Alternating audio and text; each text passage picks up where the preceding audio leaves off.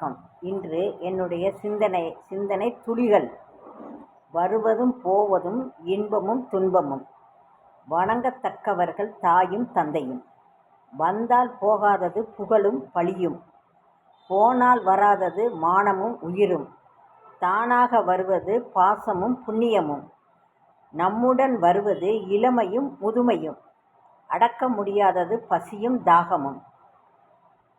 நம்மால் பிரிக்க முடியாதது பந்தமும் பாசமும்.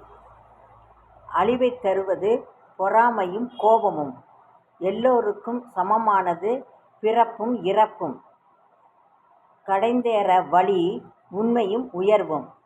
ஒருவன் கெடுவது பொய்சாட்சியும் செய்நின்றி மறப்பதும்.